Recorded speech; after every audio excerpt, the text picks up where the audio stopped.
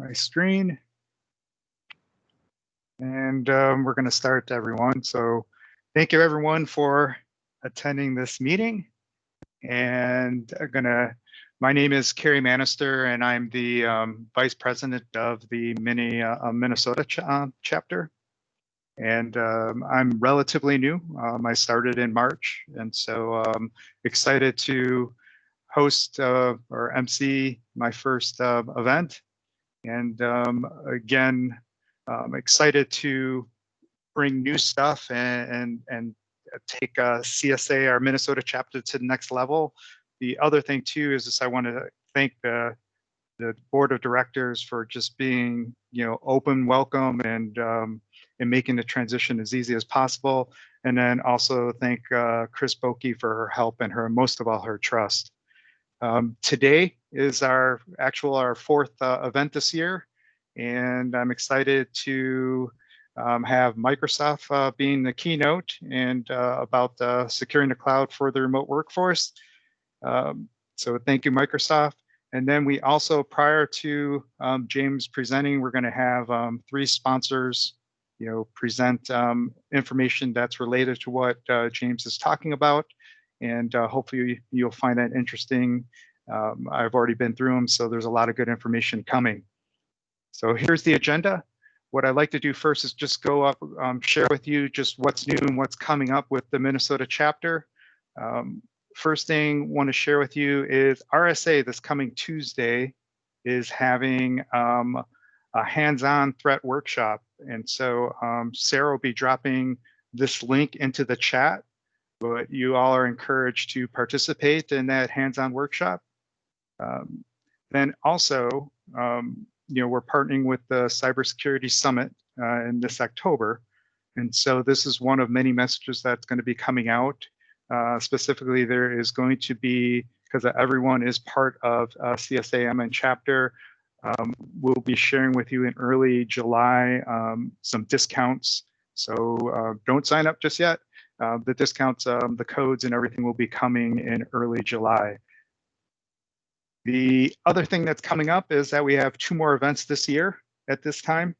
So we have an event in September and October.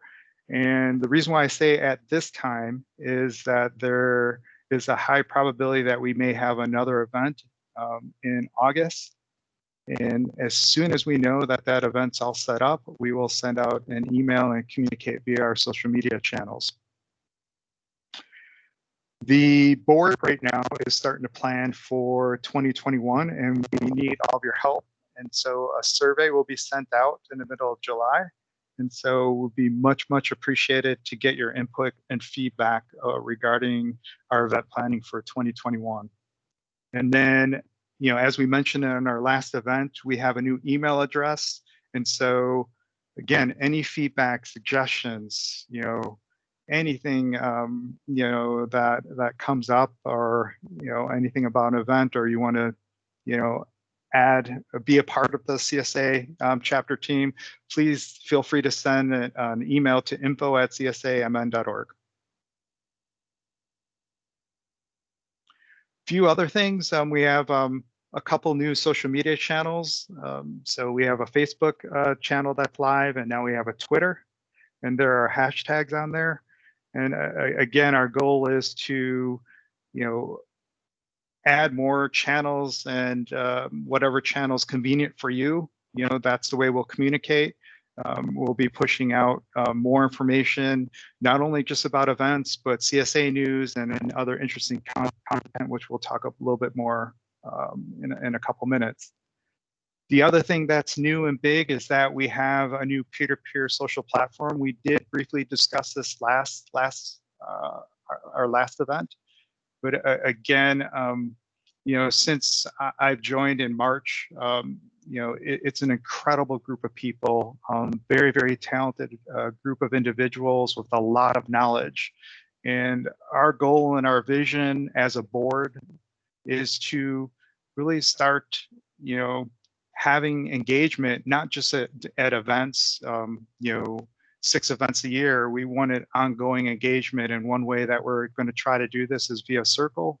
And so again, if you you're working on a project, a question comes up, we're encouraging people to ask questions and to collaborate, and let's build our camaraderie. Let's make this Minnesota chapter as good as possible. And so, that's one of the reasons why to sign up for this peer-to-peer to Circle platform. And then also, all of our materials for all of our events will only be available via the Circle platform. It's being removed off our website, and our website will link to the Circle platform.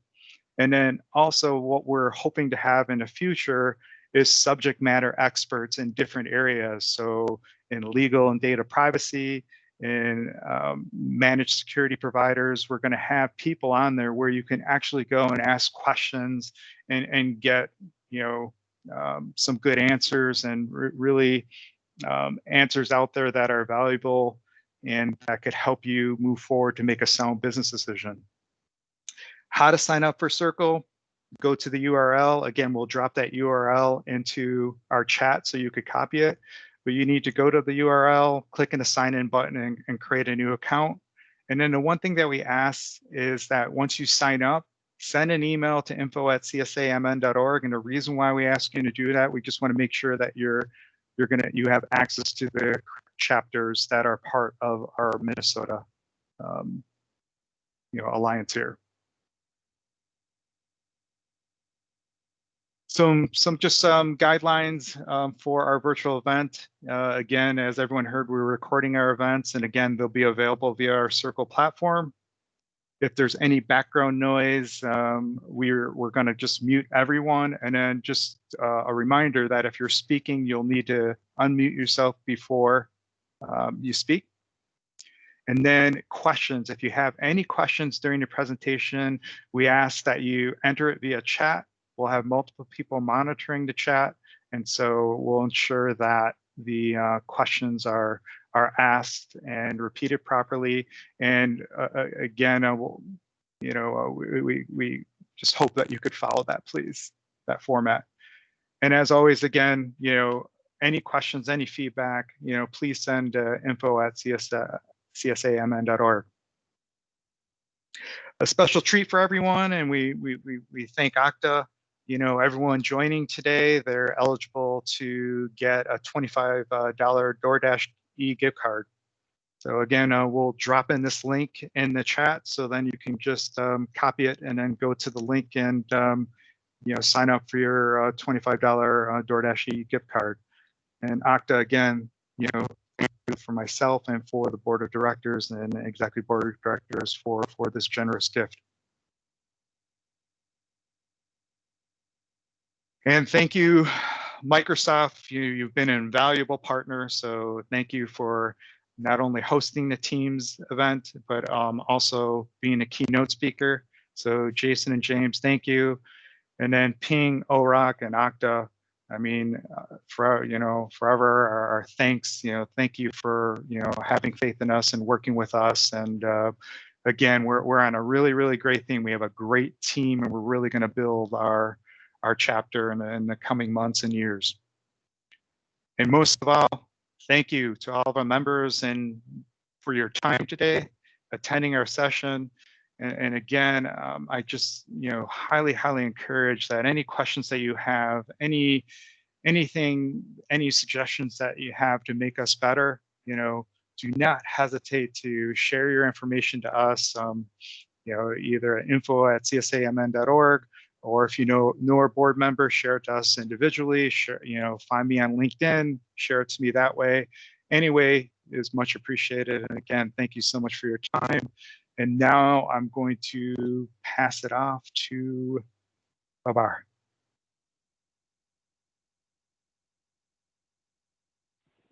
Thank you, Kerry. Assume you can hear me. I did unmute myself appropriately. We can hear you. Awesome.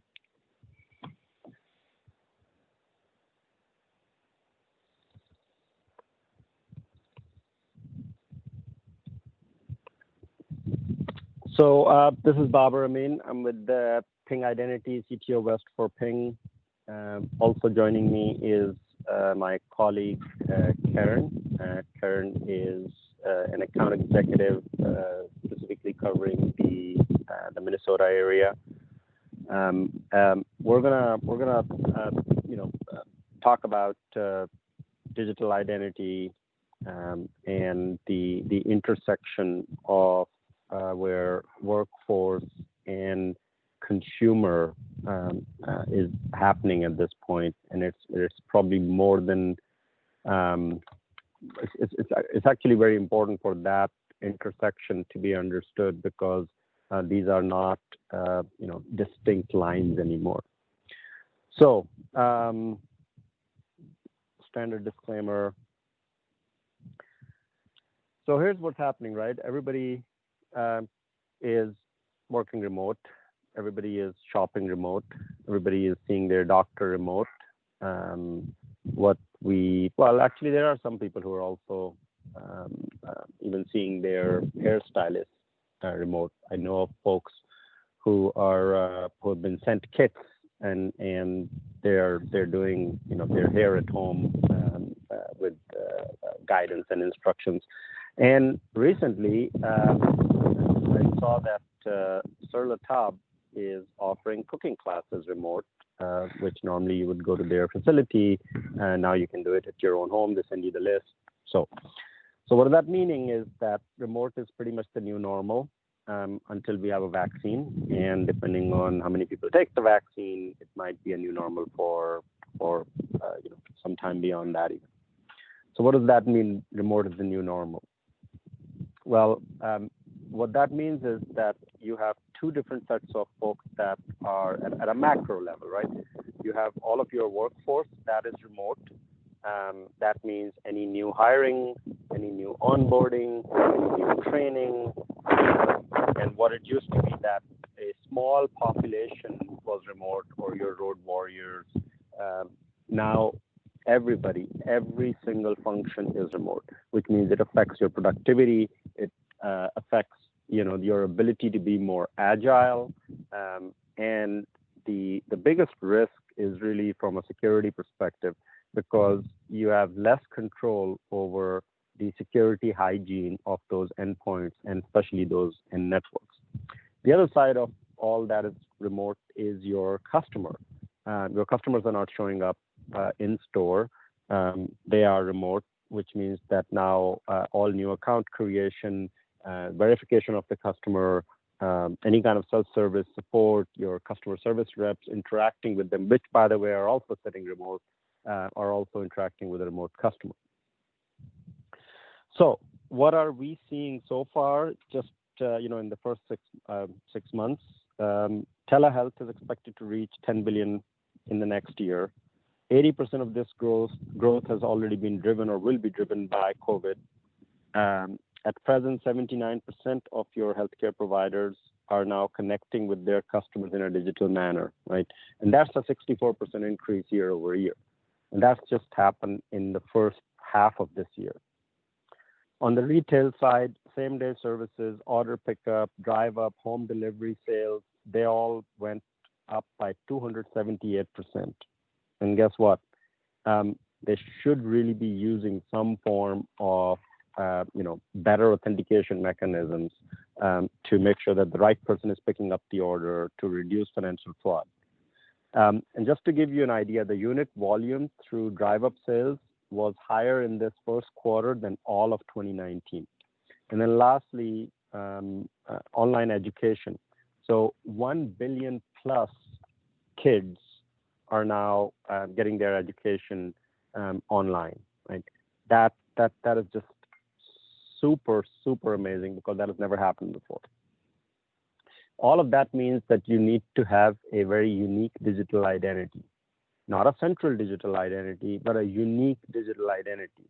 By that, what we mean is that you can have, different authorities, different companies, different organizations, different government organizations, private organizations, asserting different aspects of your persona, and all of that comes together and creates that unique digital identity that you get to control, you get to own, and you get to present what is necessary at any given time. So just like Apple put 10,000 songs in your pocket, our goal is to put 10,000 attributes in your pocket that you get to own, you get to control. So what that means is that this applies both to your employees and your customers. Are your customers happy? Are your employees helping customers be happy? And there is a very symbiotic relationship between those two populations. And you're going to hear a lot about employee productivity and employee focus. I just wanted to give you the highlight that don't forget that symbiotic relationship. I call that the employee customer flywheel. What that means is that you have fulfilled employees, you get to get better talent because they're going to tell other folks, and it's a word of mouth, and you're creating opportunities for them, which also means that they're better strategically aligned with the overall organization. So you have that flywheel going.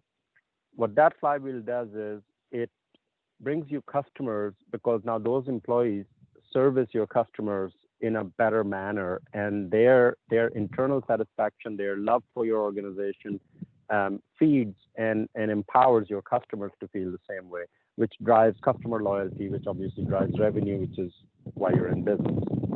And when that flywheel starts going, the combination of these two is where the amazing customer experience comes into play. This is the world of Apple and Tesla, right? This is where great customer experience comes into play. So don't forget that symbiotic relationship between both your customers and your employees. And with that, I'm going to hand it back to Terry. Thank you.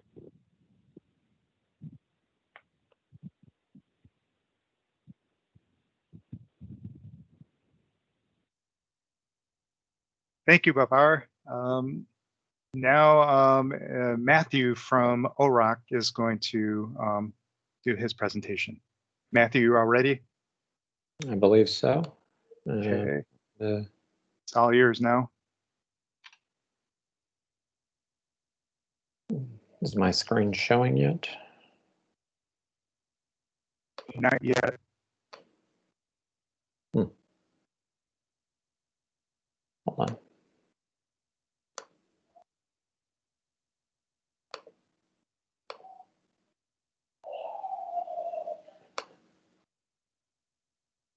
Anything yet? We see it. You see what? We see it. All good. You see the screen? Yes. It's not showing for me. Okay. Okay. Is it the cover slide? It is, yep. And you've advanced. Okay, I'll go off you guys. It's a black screen for me, but that's fine. So I appreciate everybody. Thank you very much for the time today. My name is Matt Plummer. I am the Chief of Architecture here at OROC Technologies, a FedRAMP cloud provider. So today we're going to talk a little bit about, and Ping did a really good job of talking about the differences now that with COVID, you know, back in March, the majority of employees across the world just began to work remotely.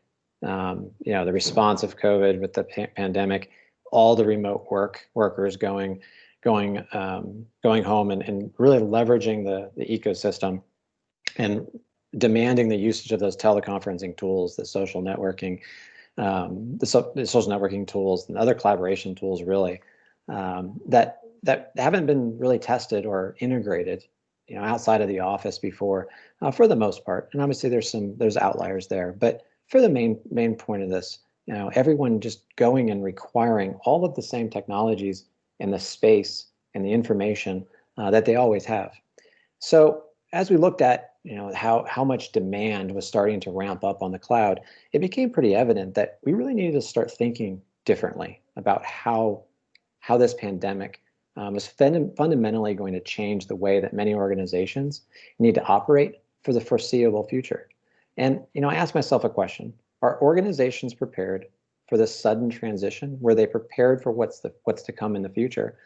And I believe the answer to that is no. But before I say that, I say that we are going to have to transform our infrastructure to reflect the realities of highly distributed workforce.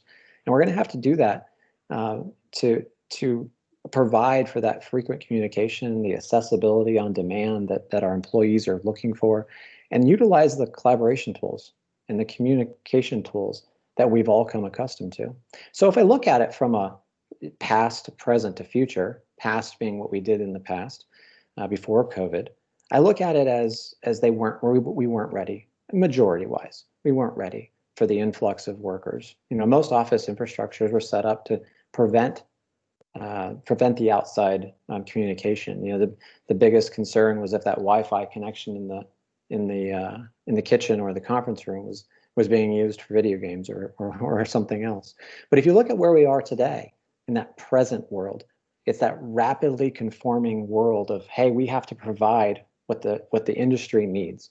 We want to make sure that the CISOs and the security teams are managing and controlling everything that goes into this remote work. When we're sitting on premise, we can easily control the access controls and the MAC addresses, and we can burn in the addresses and create the security around those unique identifiers.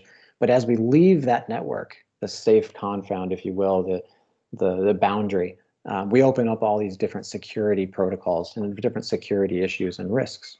So then I look at the future and I say, okay, well, if the future is going to be something like it is today, how do we get there? And the answer is cloud. The future of blending physical and virtual work environments can be done very easily through cloud. Cloud technologies, as everyone knows, is what enables the employees to create that secure network, that using the services on the cloud, using the services that are provided, be a VPN service or encryption or anything that I'm going to talk to on the next slide. There's a lot of ways that we can take the new way and make it not only safe and secure, but also better than what we were using when we were on premise. So if I go to slide 5, and I hope you guys can see slide 5, because again, my screen is completely dark. I'm sure someone will tell me if they can't. If you look at where we are now, we're trying to narrow the exposure and reduce that risk. Now, everybody knows that cloud has that unique value proposition of bringing the ability of shifting capital expenditures to the operational expenditures and providing agility and resiliency and all that.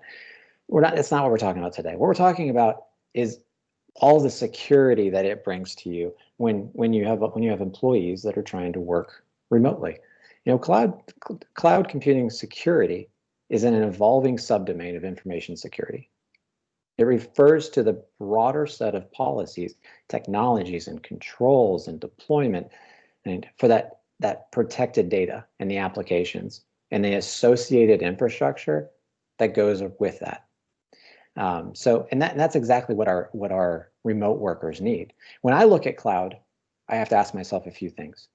What are the key security focuses, areas that are needed within cloud so that my employees can be secure and I do not stop the future advancement? That I do not slow the progress of what they're doing. And it's pretty simple. Is it a FedRAMP cloud? Does it meet the compliance that the security requirements of FISMA? Is the cloud integrating into the third party audit process so that we can continue with that FedRAMP process and the authorizations that we've been working so hard to get, and then managing that security controls in the cloud, the computing environment. It's not a shared requirement. It is a shared requirement, but it is more than just a shared requirement. It's something that has to change as we progress. So we share it today, but it will change tomorrow. And that's important to understand, because as we look at all of these different requirements around security management, like disk encryption, the virtualization of tools, methods such as multi-factor authentication, advanced email, and secure browsing, we have to continue to look at what's important to our employees, because they have to continue to make that advancement. There is no, and I repeat, no turnkey solution. So if I look at my next slide, no physical control of infrastructure, it's not exactly true. There's a lot of control when it comes to cloud. The cloud providers today, such as Microsoft and OROC and AWS, and they provide the tools that are needed. It's how you use those tools.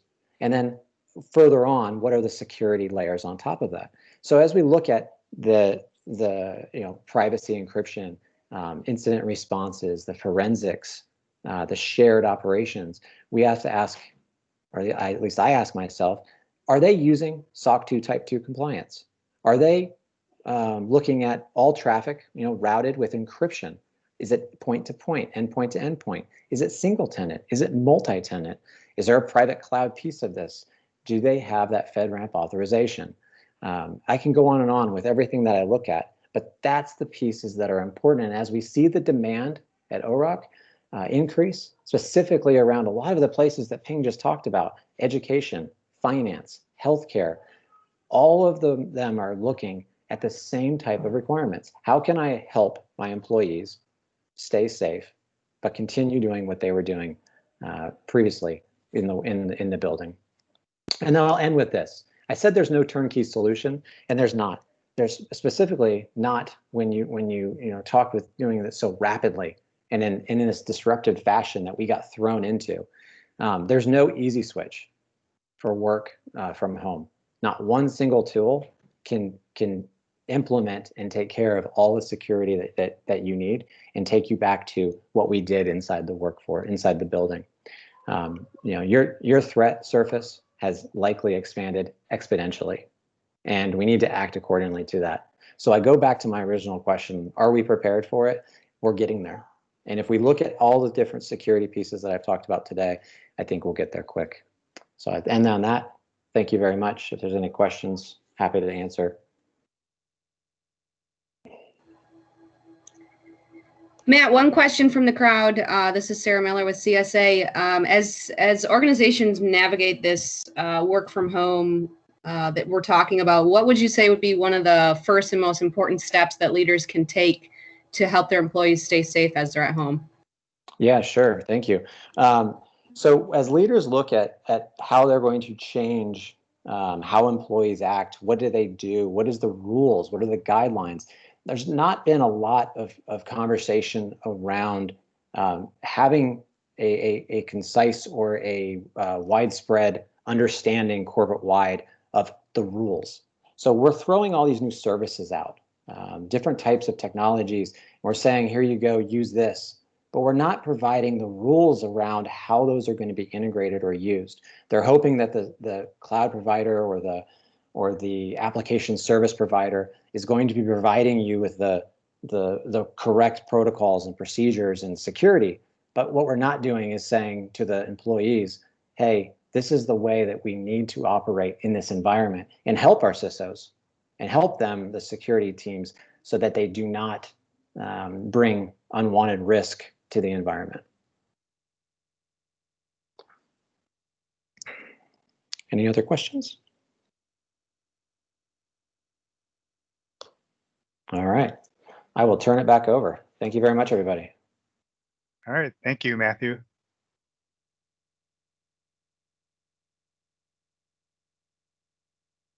All right, next we have Chris from Okta. Chris, are you all ready to go? Yeah, I believe so. Let me get, should be seeing my screen now, correct?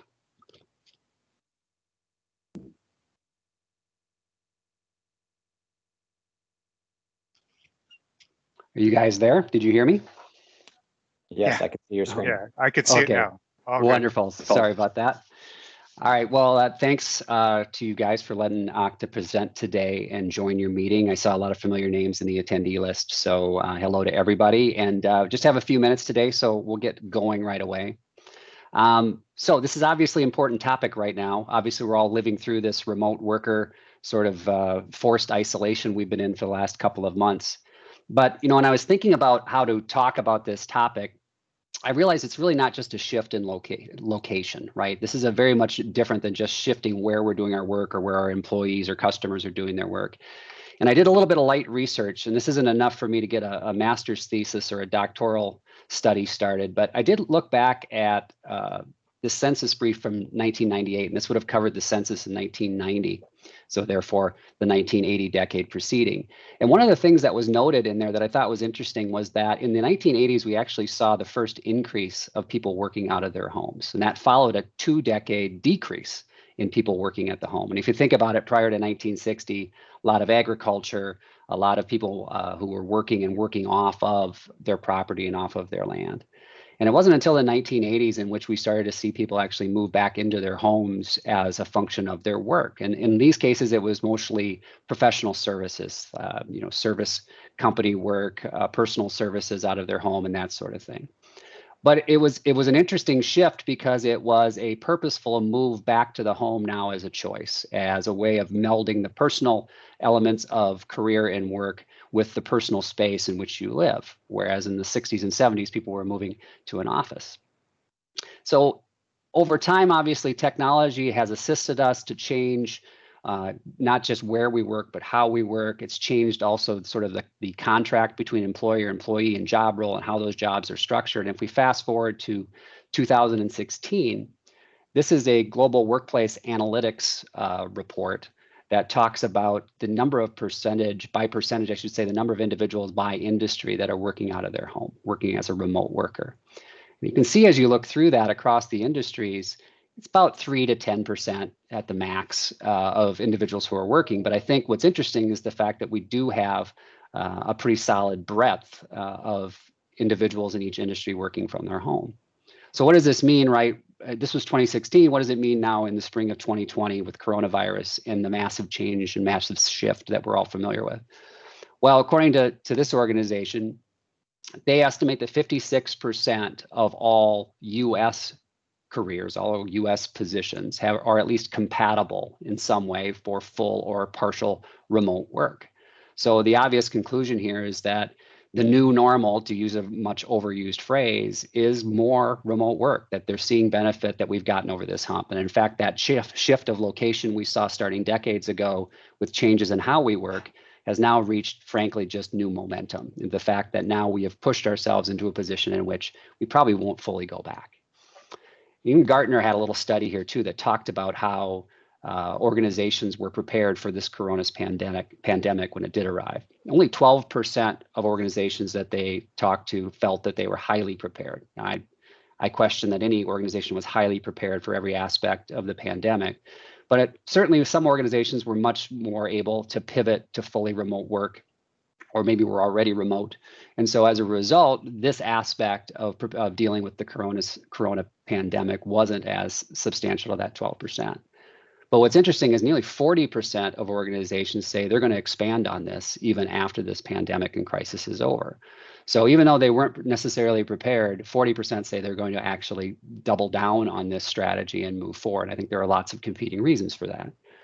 Without a doubt, though, as this perimeter now has changed and we are now seeing individuals working everywhere in their homes, et cetera, that has also expanded the attack vector. So you have an incredible, you can see 667%, according to this study, increase in the amount of spear phishing attacks in this time frame. So this shift really isn't just about where you're doing your work, and preparing for being a remote workplace isn't just about technology, right? This is about shifting and changing the tools that people use. People need to understand and have different training to use those tools to be able to be successful and be able to fill their functions from their homes. And they need to still have access to all the tools that they had access to prior. They need to be able to have access to the data that they had prior, and now just do that in a different location. I mean, it sounds like a truism, but that's almost the number one problem here is how can I do my work when my work isn't where I am any longer? Obviously, then those companies, especially that were in that 88% who weren't prepared, probably didn't have full device distribution so that individuals could work on a corporate-owned device. So BYOD became very much a reality during this period of time. And so the idea of zero trust becomes not just theory anymore, it becomes something that has to be impacted because people now are working on their own phones, their own home computers potentially in order to access assets. So obviously this rise in cyber attacks goes hand in hand with that. So now, as we know, when you have professional and personal starting to meld together, not only are you working in your personal space on professional things, but that means that there's probably crossover. And we see that all the time with things like shared passwords and things like that, where a personal attack ends up becoming a professional risk as well. And more than anything else, the work that we have to put into supporting our workers at home is just making sure that they have a positive experience. Remember, not everybody wanted to work from home. A lot of people were quite happy going to the office every day.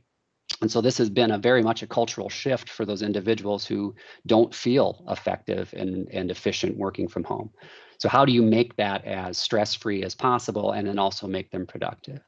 So you have to be agile, and you have to be agile. Being agile means probably not having one solution necessarily in your approaches. So whatever you need to do to make those individuals and those teams productive, those are avenues you have to deploy and you have to follow. But it all requires finding ways for it to be a secure application, secure structure at the new perimeter, that new perimeter being your employees out in the wild. And so the challenges that come from a remote workforce aren't just about, again, that location. They also come down to onboarding and offboarding scenarios and just dealing with the challenges of people who are distributed and can't walk up to a help desk, who can't walk up to their manager necessarily and ask questions or get access to things. In the past, that may have been done manually. So things like lifecycle management, provisioning, deprovisioning, all the mover, joiner, leaver scenarios that we deal with are things that now have to be automated. They have to be streamlined and they have to be easy and frictionless for the end user. You can certainly use tooling. Okta has the workflows tools. You can see kind of animated there off to the side that helps you kind of connect together in the gaps and bring users into systems, take users out of systems, realign things like data and box folders, things that you may have been able to get away with manually before or been able to handle when we worked in a different way. Now that we're distributed, again, we can't rely on physically knowing where someone is. We have to be able to automate those things. So the right people, the right level of access, the right resources, and the right context. That's the zero trust promise. But it really all comes down to understanding that you have to assess all of that continuously. So that can't be something, again, that happens on the day a person is onboarded. It can't be happening just at authentication time. It has to be something that's continuously monitored, continuously assessed, and reported upon, and then have policies enacted on top of. So how do you get from where you may be to where you need to go?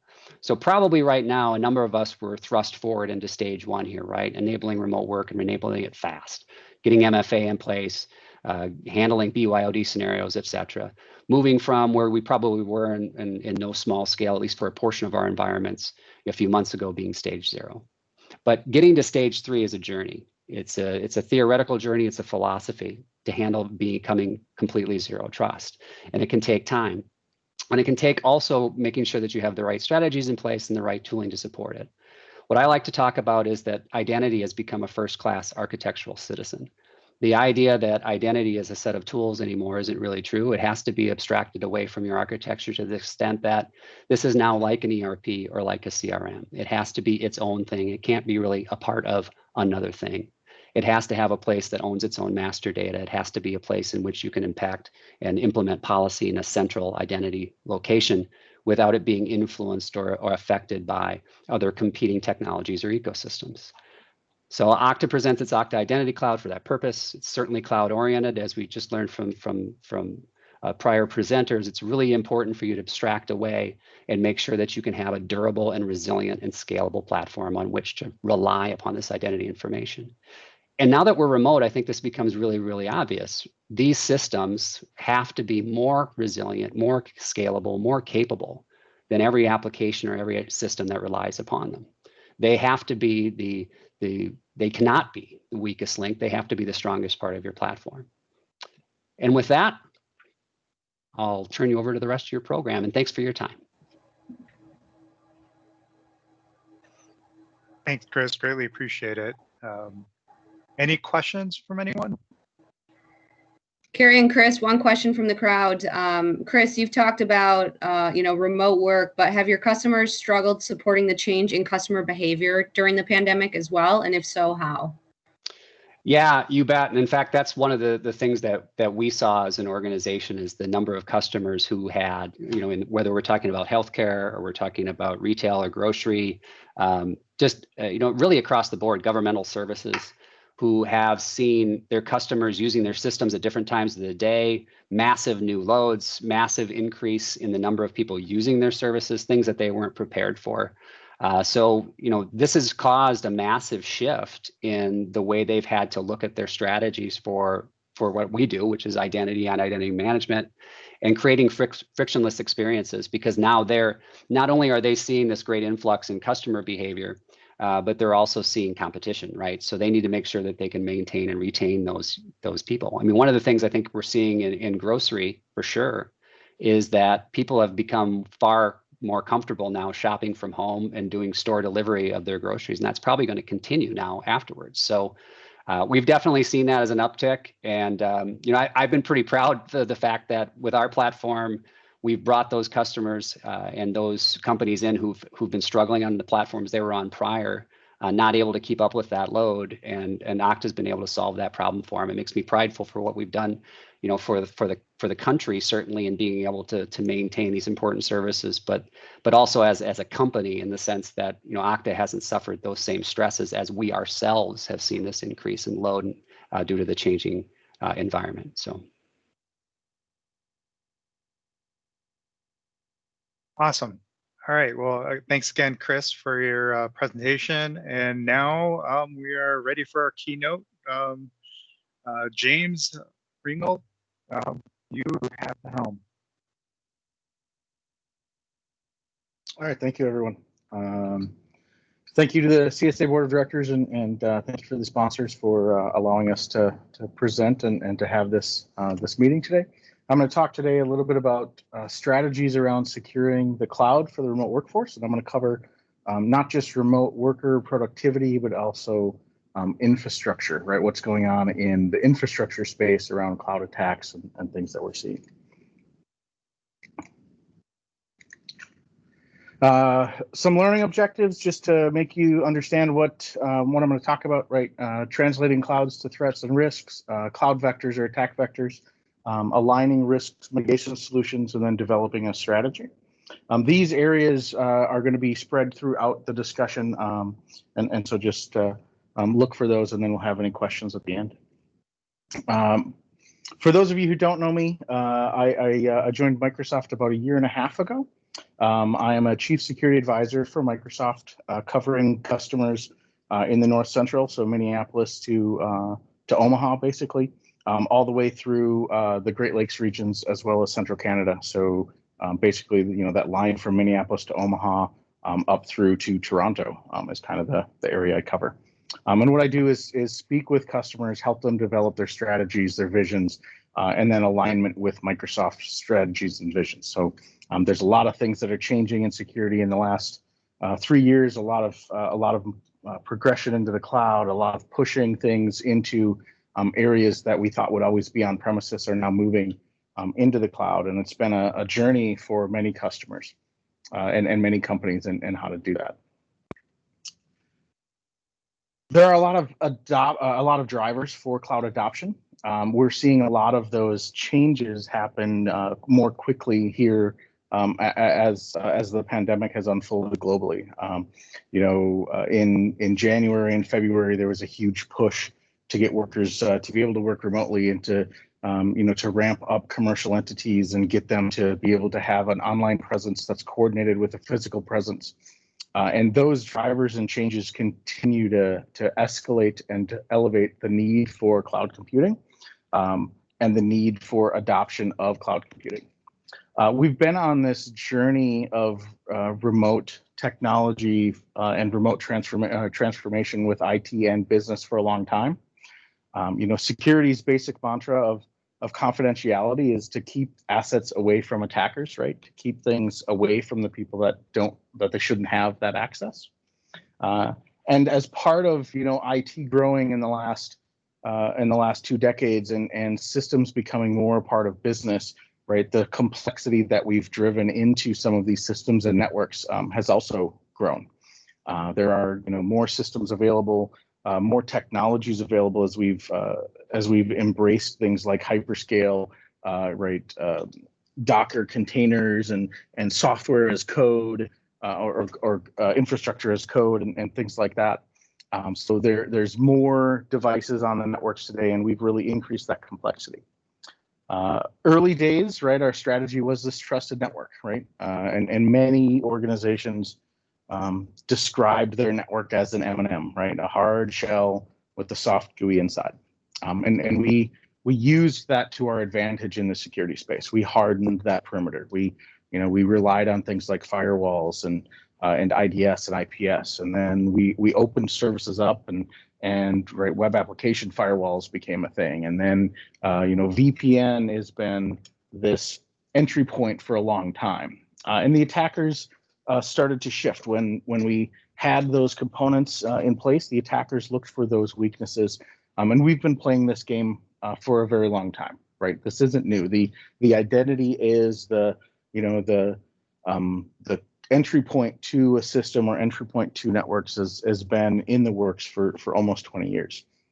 It's not something that is an overnight shift. Password attacks and bad passwords and users being called the weakest link in security has been around for many years. But what's changing is really the pervasiveness of this cloud technology. Right, we're moving our assets out of that traditional network, and we're moving things and leveraging this hybrid environment so that systems that are outside the network and systems that are inside the network need to be able to communicate, and employees and customers need to be able to access those systems with transparency, where they don't care if it's a cloud solution or if it's an on-premises solution. They just want to have the business functionality work. And as we've scaled things out and moved them to the cloud to take advantage of hyperscale and offload the ability for us to continue to have to do capital investments, things like that, we've changed that risk profile so that those components of the network may not be able to keep up, or they may not be able to be implemented in the way that we originally thought. Attackers have really generally looked to things in a similar way for a while, and the attack lifecycle has been born. This is modeled after the Lockheed Martin attack kill chain, or the attack framework, the MITRE attack framework. And really many attacks follow this same lifecycle, and they're going after the same things, right? It starts with either a phishing email that has an attachment or a weaponized URL, or even web water holing attacks where weaponized advertisements and well-known sites are being used to get some form of malware into the environment or into a system, whether that be a personal system or a BYOD system or even an enterprise system. Right, at some point, attackers focus in, and the center of the attack lifecycle is that compromised user account. And that doesn't even need to be a privileged user account, because the interaction that account or any account has with the system, for authentication and for authorization purposes, has the ability to proliferate and attack even further. The trusted capabilities or the trusted insider that a user account is allowed to have access to systems to do their job, as well as to have access to send email internally. Right, is another area that is targeted and heavily coveted by attackers. And then obviously, brute force of accounts and stealing of credentials is a big issue, as password reuse is a problem.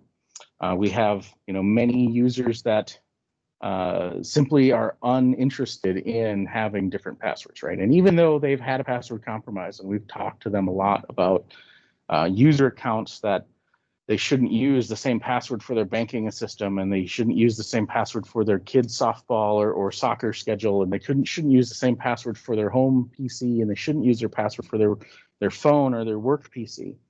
They still do it, even if those credentials have been compromised someplace. It's just not enough risk to a person to get them to change their old habits. And honestly, remembering passwords is difficult, right? We're not designed for or wired for that sort of that sort of thing. And many times, that password or that password reuse is the linchpin into getting into those systems or those networks. Ultimately, an attacker wants to either collect data, right, look around at a network, maybe move laterally, get to different systems or get to different accounts. If they are a nation state or an organized crime attacker, they're going to go after the privileged accounts and try to maintain persistence to try to get additional information, or they might try to get privileged accounts to proliferate their ransomware or malware, right? Ultimately, they want to contain or continue to have access to that system for as long as possible, especially in the case of data breach or intellectual property theft, right? They're trying to continue to have a steady stream of that information for as long as possible. Ultimately, and it doesn't matter if it's a wire transfer, right, of a bank account, or a fraudulent invoice being paid, or theft of intellectual property, right? Some form of sensitive data gets accessed, and in my eyes, right, it doesn't matter if it's a financial system and banking information that gets compromised, or if it's the plans for the next latest greatest product. In either case, the method is the same. The methodology is the same to get that information and get that component out. And ultimately, right, either a fund transfer or exfiltration of data happens. And this is well documented in many attack methodologies, and something that many attackers continue to leverage these components, even though they're well known, because they're very effective continuously today.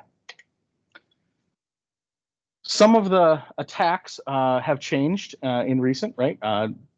This remote work phenomenon that we've encountered in the last 3 months, 3 to 5 months, has been interesting because of the quickness of adoption, the speed of adoption, as well as the changes that it has required in order to facilitate some of this mass scale remote work.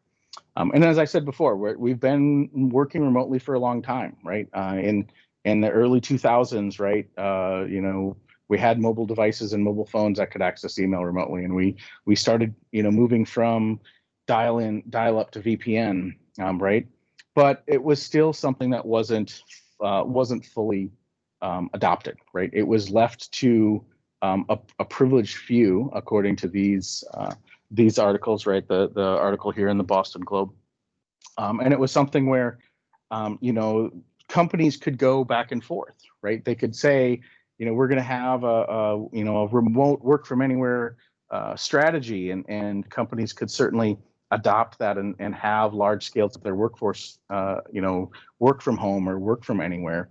But then, management may change, or performance issues may be perceived, and they could quickly change gears, right? They could quickly say, hey, you know what, we need you to be in the office, now 3 days a week instead of 4, or instead of 1. And that pendulum has been continuously swinging, for quite a while. And what's happened with, COVID-19 globally is that we are now proving that having large amounts of people working from home, they can still remain productive, right? We're giving people that freedom and flexibility to do things from home that they may not have been able to do. We're giving them that flexibility to be able to manage their own deadlines, and really using, results-oriented goal setting and performance metrics, rather than, how many times were you in the office and how many badge transactions did you have at the front door. And I've worked for companies in my past where, they've gone through that pendulum swing back and forth, right? Where, hey, it's not about how many times or how often you're here. It's about your productivity and what you're getting done. And then again, a management change would change that whole philosophy across the company, or even just within a single team. And so this work from home environment is introducing some different risks and different changes across the security space. But much of it also has stayed the same. So the COVID-19 phishing, right, has changed the way that phishing is done. And this is an actual phishing campaign that has been seen, right? They're using techniques around business continuity plans and COVID-19 updates, masquerading as actually either the CDC or government entities, masquerading as human resources and management, right? Sending out information to employees that looks like it should be something that would be used in a communication, right? And they're masquerading, they're seeing this. And many times, the companies that are sending out these information uses, very similar tactics, very similar writing, very similar format, right? Depending upon company to company or government agency to government agency, right? Many of them have the same, right, look and feel, right? And you're seeing the differences between that and a standard phishing email that we used to see for banking transactions isn't much different, right? The philosophy is the same. You need to do something immediately. There's a sense of urgency, right? And so, those differences, when you line them up side by side, really aren't much different than what we've been seeing, right? They're using people's sense of urgency and using the current environment to really persuade people to look at things and playing off of their fears to get them to open attachments and click on links. But again, they're very, when you line them up side by side, they're very similar, right? Those COVID-19 themes and the typical malware themes before still do the same or follow the same format. Sense of urgency, attach a download or a link, take advantage of fear or needed information, right? And then spoofing a legitimate source of that information. The other piece that we're seeing COVID-19 impact is in system hygiene. And really what this is about isn't necessarily the amount of vulnerabilities and flaws that have been detected in 2020, even though it is, we are about halfway through the year and there's about half as many threats as there was in the last year. So this is still holding true, right? The amount of vulnerabilities detected and identified and patches deployed hasn't slowed just because of COVID-19, right? So, those vulnerabilities and those components are still causing vulnerabilities to be out on systems.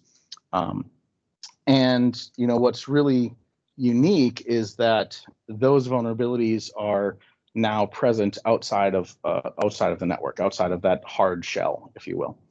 At one organization that I talked to specifically said, that we had such a quick reaction to enabling remote technologies that we didn't think of the system hygiene issues. We didn't think of how we're going to patch, right? Their patching environment was completely on premises, and they didn't take into account what impact that would have on their environment, what they're going to do to patch all of these systems, right? To patch thousands of systems that were, their patching deployment was really designed to function that these devices will be in the network, plugged in at the desks most of the time, right? So all of their processes and procedures around patch deployment were dependent upon that. And now, even though they were mobile devices and they were laptops, right? Most of the people that were given that technology left them in, within the network, within the building when they left for the evening or when they left for the weekend. So, right, all of their infrastructure was geared towards that on-premises component. Now you've got millions of devices or thousands of devices out that aren't protected by that, and so you've got that system hygiene problem. You've got those patches that are going to be missing, and they had them locked down enough that the users didn't have a admin account. They didn't have the ability to to make changes and install software. So the potential for viruses was lower, but at the same time they couldn't run Windows Update and they couldn't patch their devices. So it was this balancing act that had to be played. BitSight put out this study around remote office networks and work from home, right, and identified that many new companies or many of these devices were being infected at a higher rate, and I haven't seen if this is cause and effect around is this that we're seeing more malware infections because the devices are now outside of the corporate network and not protected, or are we seeing more of the devices be infected because they're outside of the corporate network and we get better visibility because they're not inside the corporate network? So there's still some investigation and review that needs to go through that place or that area, but it is something where having those devices remote, they have to be able to protect themselves in some manner. Regardless of if you think they're on a secured corporate network or a secured remote network being somebody's house, or if they're in a coffee shop such as Starbucks or McDonald's or something like that, right? The ability of that device to be able to protect itself and the ability for known vulnerabilities to be remediated is still an essential component. Another productivity place that we thrust into our employees as we went through COVID-19 was this unfamiliar and new technology. And this is something where, everyone says that we've been leveraging, software as a service and cloud-based applications for a long time, but it's been in pockets. It's been in small areas, right? The use of online collaboration tools, right? Teams or Slack or any of those, meeting environments really wasn't required for everyone in the company to use on a daily basis, right? It was something where it was an as needed ad hoc use. We need to have a big meeting and people are spread across, who's the person in the room that knows how to use that collaboration tool and technology. And so we would have experts in each department or in each team. And overnight, really, we forced almost every employee to now go through this training and trial by fire to be able to have a Teams meeting or have a Zoom meeting and really run those meetings effectively, right? We transformed our workforce. And many times, many organizations didn't have enough capacity and capability. So they didn't enforce a standard for technology. So you had, phishing links come in and they didn't secure components. So you had, eavesdropping and people guessing links and URIs and things like that. So just the lack of familiarity with the technology created a risk that employees would expose more components and of the infrastructure and have more potential for an attacker to come in and maybe glean some confidential information and things of that nature. And it wasn't just in the collaboration space, right? It was in email, right? Many companies didn't have preparations around how we're going to allow access to email, and so they tried a couple of different ways to give someone access to either internal or cloud-based email until they figured it out. And many companies you wouldn't think would be in that situation, but again, without that reliance on leveraging those components in day-to-day operations and the need for that movement. Again, we put new technologies in the hands of our employees and hope that they figured it out.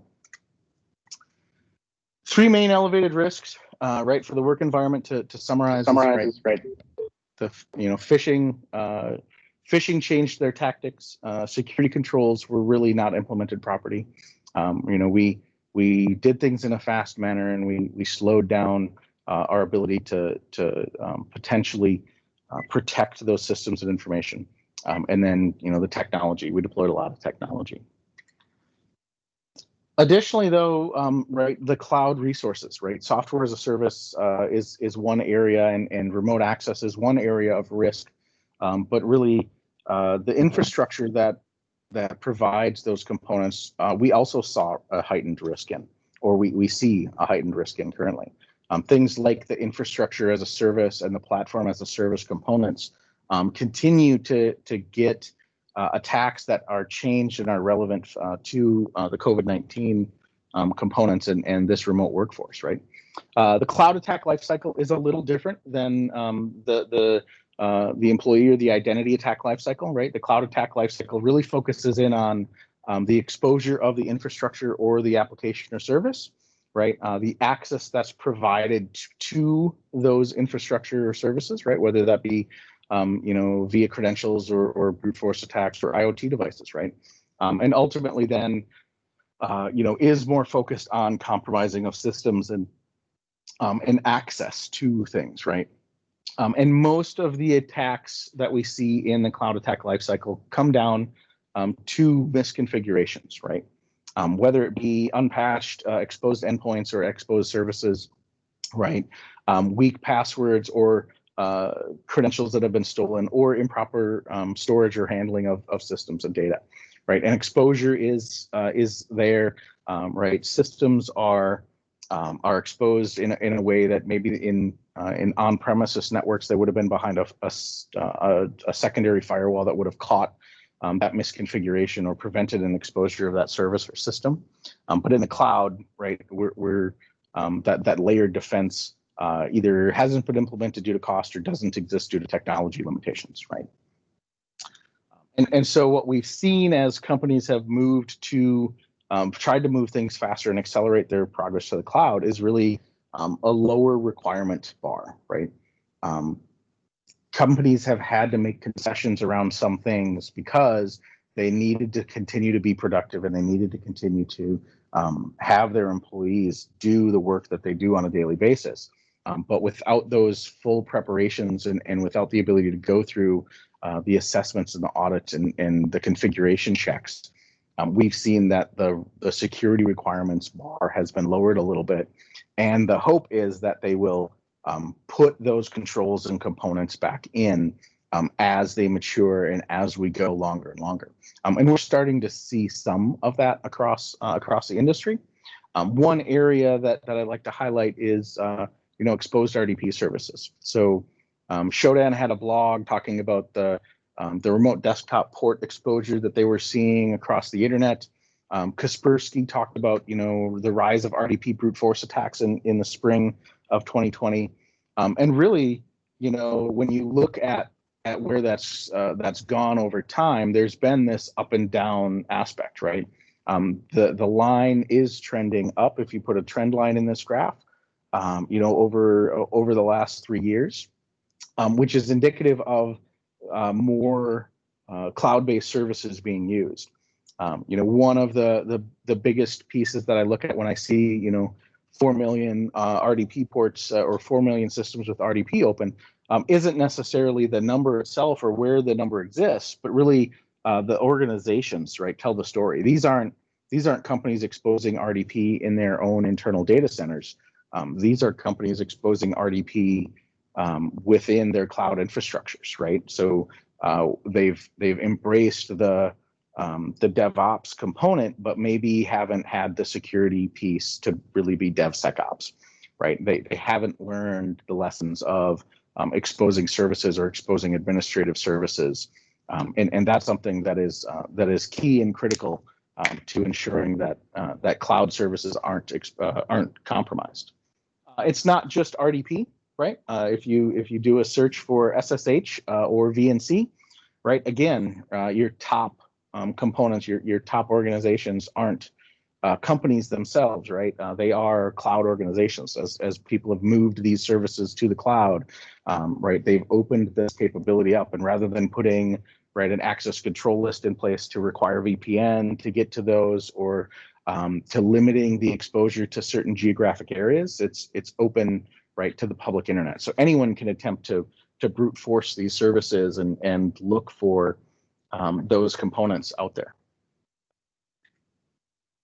Remote management, right, is a big key, right? I pick on RDP because it's an easy target, but SSH and Telnet lead the way, right? It's not just RDP. It is a large scale remote management, remote access tool component, and this is something where cloud security requires that level of integrity to be able to look at these services and how we're exposing the administrative and management services. And many of these exposures are meant for allowing remote employees to access systems, and then maybe they come back through a VPN at the back end rather than client VPN. But again, ensuring that the appropriate architecture is in place to secure these services from attack, either through patching those services or having some form of zero trust or authentication component in front of them, would really reduce that exposure. Talking a little bit about VPN, the other threat that we've seen is in capacity planning, right? VPN use is surging. We're seeing many companies have increased their VPN usage, obviously, right? VPNs having the capability of providing some layer of security for the connection back, but really it's about that remote access piece. And it is about ensuring that companies have secure access to systems while they're internal. And many corporations have continued to require full tunnel. And what we're seeing there is, that there is this strain on VPN usage. Atlas VPN put out this blog entry, this graphic around the increase over 2 weeks of different countries comparing their usage, right?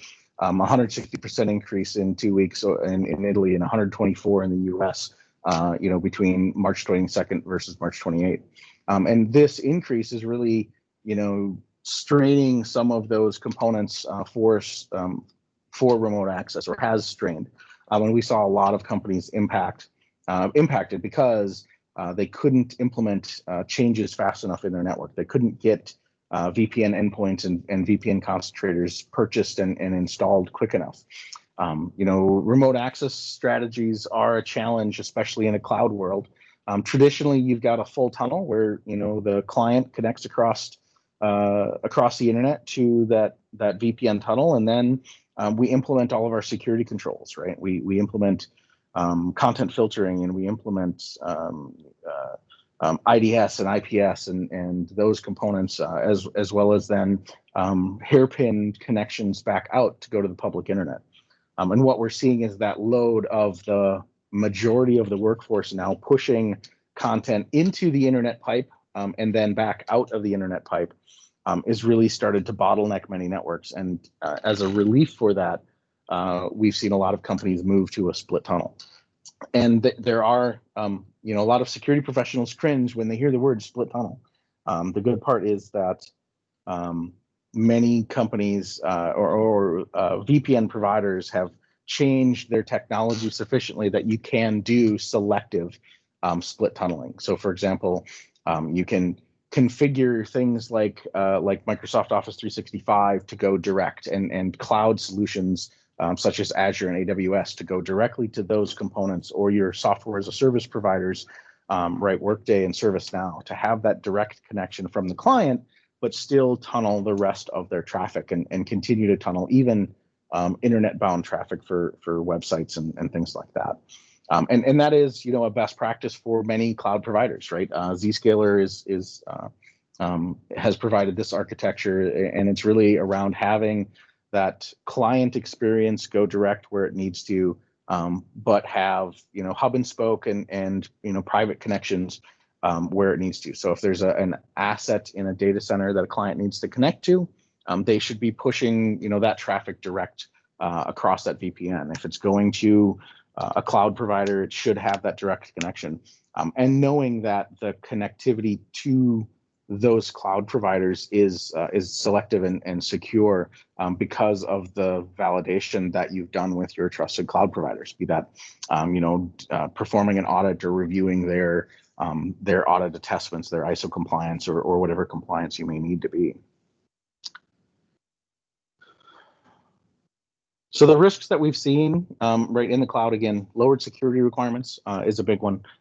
We've seen that not only in the remote access perspective, but also in the infrastructure side, where there's been a huge rush to get components out, get applications into the cloud so that and get enhancements updated so that we can be more productive while we're all working remote.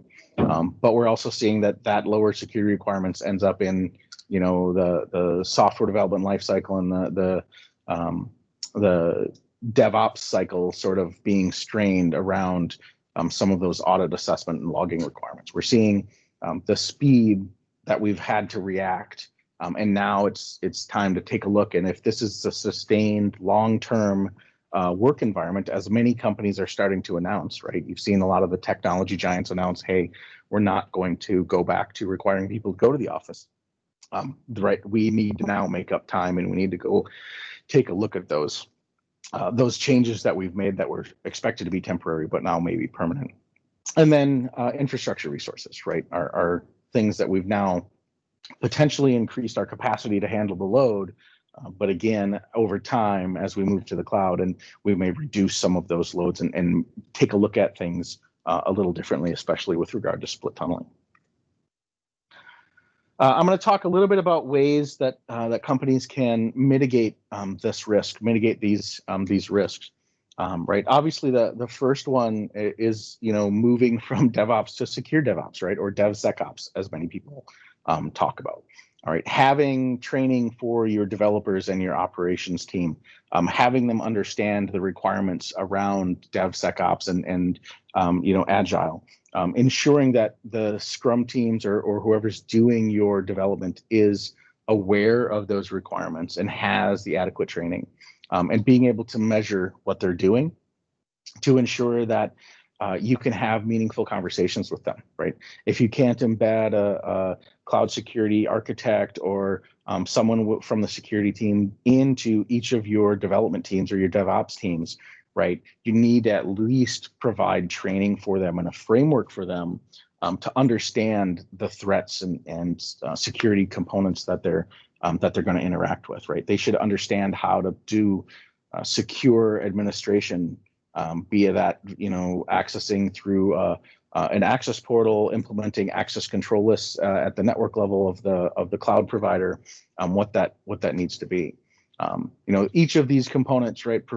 Threat modeling, using tools and automating, your platform changes, credential monitoring and keeping credentials safe.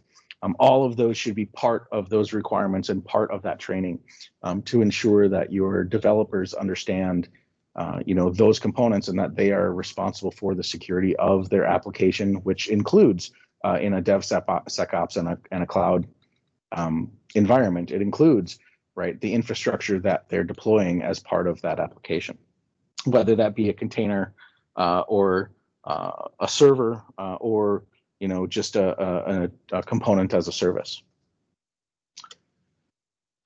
The other large risk mitigation strategy is cloud security posture management, right? Allowing or enabling the capability of the security team to evaluate the entirety of the cloud posture from the top down, right? Looking at things not only from a policy procedure level, but from a technology level. Ensuring that as new infrastructure components or as new applications come up, that they are adhering to those best practices and those policies. Ensuring that components that must be implemented due to industry requirements or audit requirements or government mandates or industry mandates, that they are implemented in the blueprints, implemented in the fabric of what's being deployed, right? Making sure that services aren't exposed inappropriately, right? All of those things come out of this cloud security posture management bucket. Having the templates, having the policies established so that requirements are built into that process rather than bolted on, really enables you to move faster and enables your DevSecOps cycles to be faster. I also want to talk a little bit here about zero trust architecture, especially for remote access components, right? Zero trust is a big area, and it is an evolutionary process, right? It starts with identity, but device control is a component of it, right? Understanding the risk that comes into the device that's being used to access a system, whether that be cloud or VPN or on premises, is inherently part of that zero trust component. Being able to understand, are the virus definitions up to date? Does it have EDR running and active and scanning, right? Is this a BYOD device or is this a corporate managed device, right? All of those things feed into that risk posture. And it's not just about is the employee coming in from their house or from a residential network, and, are they coming in using multi-factor authentication? Again, those are two components to the overall risk posture of an access to an application, right? The other piece of it that needs to come into zero trust is the data or application that's being accessed, right? If I have access to an application from a secure network or from a known network and a known device, it may not be appropriate for me to access that data, even if I have access at the application level, when I'm at a coffee shop or from a personal computer rather than a company issued computer. And all of those components really need to leverage the policy and the risk tolerance of the organization or of the company, but also the threat landscape and understanding how attackers are leveraging components and where they're changing their infrastructure, right? Having that threat intelligence feed into your zero trust architecture is also critical. Risk mitigation from zero trust, right, is a continuum. It's not a a one size fits all component. And as you mature your zero trust architecture, it really allows you to have better capabilities, more telemetry, and better visibility into the access of an employee, and start to profile and develop better risk metrics around an anomalous access or an anomalous authentication, right? It's something where it's this progression, and it continues to move forward. It's not right. It's not something that happens overnight, right? There are components where it's easy to implement, and there are components that are very difficult to implement. And it's the architecture is meant to be flexible and to accommodate as many scenarios as possible. In summary, these are the 8 strategies that I've really talked about, right? Multi-factor authentication use is key to zero trust, right? Threat detection, enabling the ability for your infrastructure and your zero trust architecture to understand what's going on and profile malicious activity. Understanding device posture, whether that's BYOD or corporate devices. Just because it's a corporate managed device, it may not have a lower risk posture depending upon the rest of your infrastructure and the rest of your components deployed. How your cloud is being accessed is and understanding that architecture.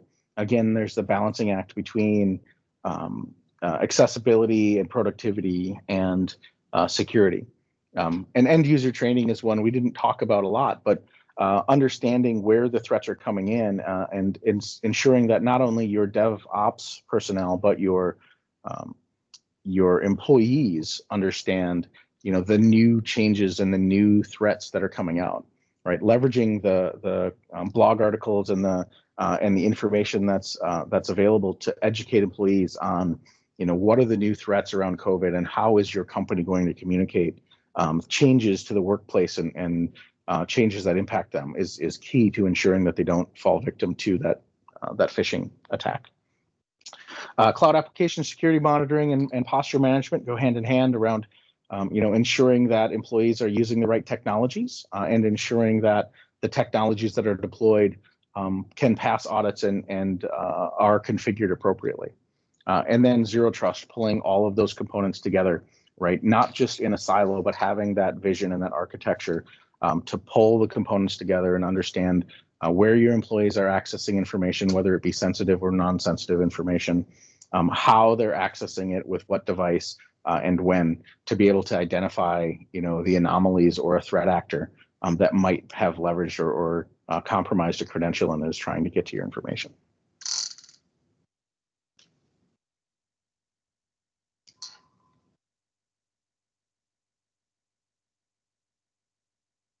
So thank you, James. That was very, very thorough and a lot of good information in there. I want to open it up to anyone. Does anyone have any questions? I have a question for James. This is Mercy with Cloud Security Alliance from the group. Security spend at the moment is easy to justify, but it's not always obvious. How does one show business value from security? So a lot of it is in risk reduction. I look at metrics around security spend to be focused in on what threat are we trying to prevent, and what risk does that have to to the business. So really focusing in on, is it something that's going to reduce a threat? Is it something that's going to enhance capabilities or enhance visibility? Is it something that's going to help my employees to be more productive and in a secure way? And that's really where focusing in on those areas of effectiveness and efficiency really can help to ensure that you're making the right decisions from a security investment perspective. Hey, James, I have a question for you. You went over this, that emotion and fears, is a huge ally to threat actors. And the organization I was working at, we put controls in place for social media and actually trained our users regarding social media. And here's a great example that we've always used when we were training is that let's just say a partner got a new boat, you know, and they're showing off that boat in social media. Their social media account got compromised. Well, the first thing the threat actor does is send that partner an email regarding, hey, there's something wrong with the boat. And just out of pure emotion, that a partner is literally, oh my God, and he's going to click it because it's an emotional purchase. Are you seeing organizations, you know, taking or putting controls on their employees regarding social media, or putting rules and regulations around social media? So it is very much a case by case dealing, right? Companies that have a higher risk profile of their employees getting social media attacks are putting in restrictions of, you know, no social media from company-owned devices, right? Things like that. Mm-hmm. And then there are others that are on the other side of it where they are leveraging the technology enough to understand, you know, those attacks, and they want their employees to then leverage social media from their platform so that they can see that telemetry and they can see those attacks coming in. So there's very much a balancing act. It isn't right. There isn't a one size fits all approach. It is a risk-based approach, right? You have to evaluate the risk to your organization. And I have worked in organizations where that risk tolerance was set at a level where, you know, the HR personnel could get to social media, but nobody else could, unless it was from a mobile device that had, you know, a mobile device management platform on it, or a personal mobile device that didn't have any corporate credentials on it. And so it's really that that aspect of, you have to balance employee productivity. Is what they're doing from social media something that you want to foster? Is that part of your culture in your organization? Or is it something where the risk is too high? And each organization, right, needs to figure that out. And it's not a one size, again, it's not a one size fits all, but it's also not a one-time evaluation, right? Every social media platform will get different scrutiny depending upon what it is, right? You know, LinkedIn may be different from Twitter, may be different from Facebook, right? And each department and team may have exceptions to that policy. So it's not really an answer, but it's an answer, right? Is there a trend that you're seeing that it's more going to more policies or controls, or it's just right now you don't notice any trend? Yeah, it's very much an industry specific trend, right? So highly regulated industries are locking it down, right? Areas that have higher influence or higher integration with government entities, right? Things like that are definitely persuaded by you know, their government counterparts to not let those components be used. But areas, you know, that are more open and traditionally haven't been scrutinizing of that, right, allow it to happen, right? So it's very much an industry by industry, right, situation. It's not necessarily, you know, a specific company or the industry as a whole is moving back and forth. Okay, thank you. Are there any other questions?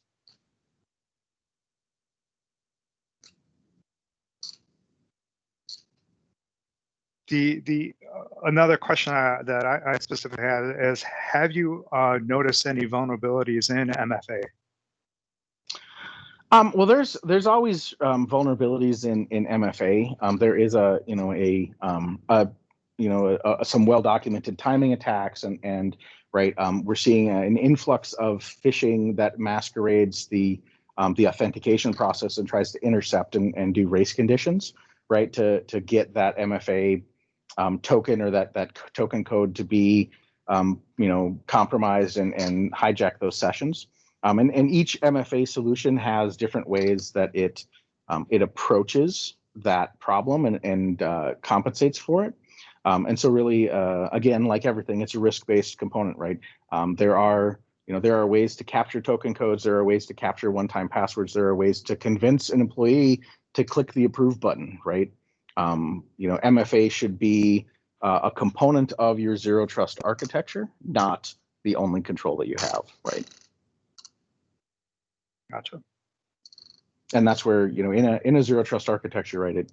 MFA is one piece, device health, where they're coming from, geolocation, timing of their access, what are they accessing from a sensitivity perspective, right?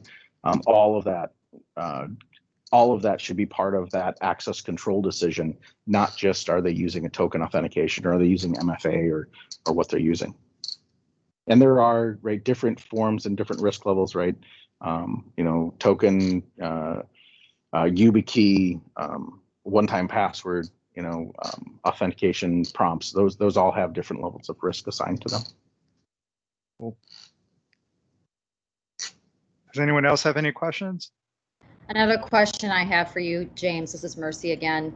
Speaking of MFA and identity tools, what are some of the differences, the main differences when considering an identity solution for your workforce, your employees, and then your customers?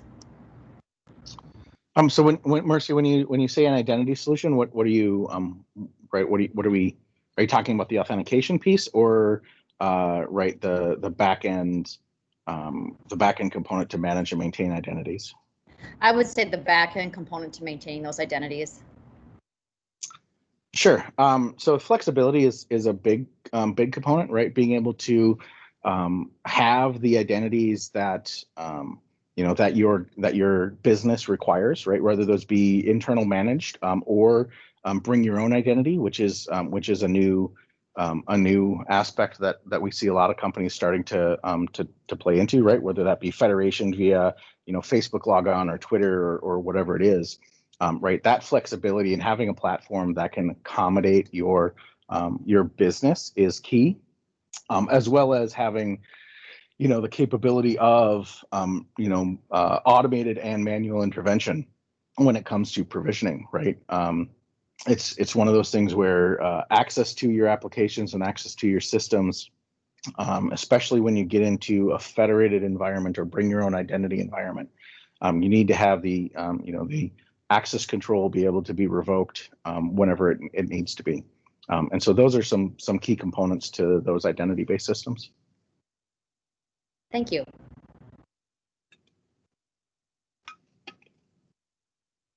Anyone else has any questions? I'm gonna quickly grab. So just a couple reminders. I mean, the Okta DoorDash e-gift card, we already posted the link in the chat. Please go ahead and get your e-card. Again, thank you so much to Microsoft, James and Jason. Again, our sponsors. Again, we're forever grateful for all your support and help. Ping, ORAC, and Okta. And then the members, CSA members, again, thank you for your trust, your time in attending today's session. We will definitely be in touch. Again, like I said, we're trying to build a community, get more engagement, and really get more involved and really trying to be a resource for you. So again, any feedback, info@csamn.org. Please send it to us, good, bad, indifferent. Look forward to talking to you in the near future, everyone. And everyone, please be safe. Have a great day, everyone.